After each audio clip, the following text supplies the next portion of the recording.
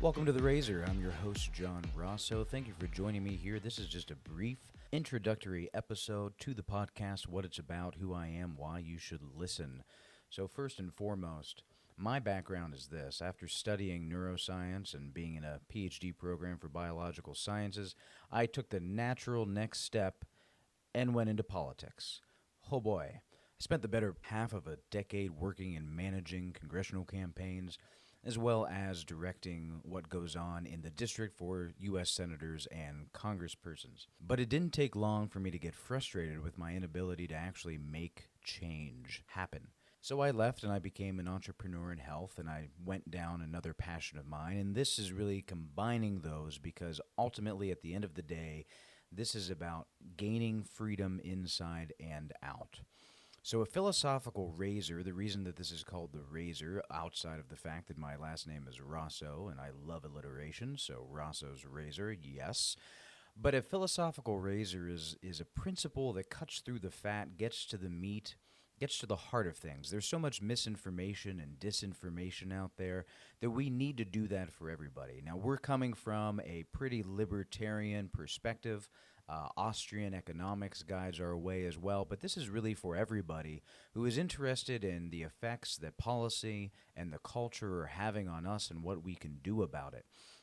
We're gonna look at threats to our liberty and our freedom and our independence. We'll report to you on those, discuss ways that we can push back and actually affect change and change the trajectory of what's going on. But most importantly, steps you can take so no matter what happens, you and your family are self-sufficient, able to maintain your independence. Now, I talk about freedom inside and out.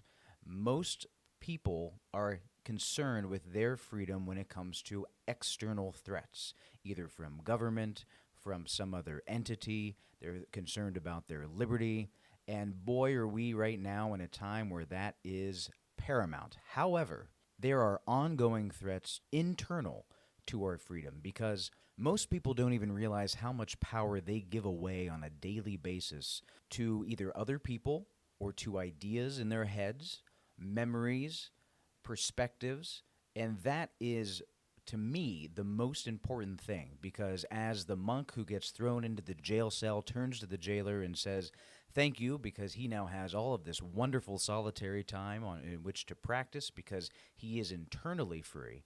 We have a lot of work to do, most of us, in order to become that level of being internally free because we have created default reactions in our brains to internal and external stimuli that lead us to not really be in control of our thoughts, of our actions at times, and we can't really be free and independent unless we gain that control. So to me, freedom, first and foremost, is an inside job. And we're going to be looking and bringing to you ways to gain back that freedom internally, to not be dragged one way or the other by stimuli or what other people say and do.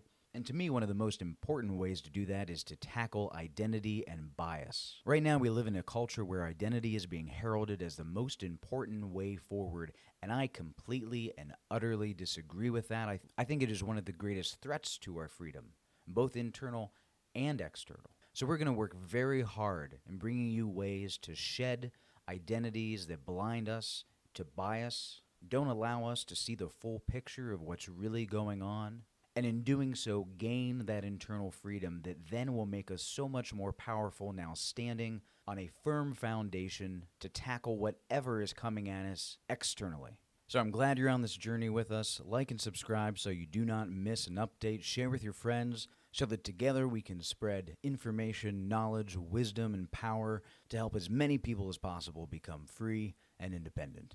Thank you for joining us, and I'll see you next time here on The Razor.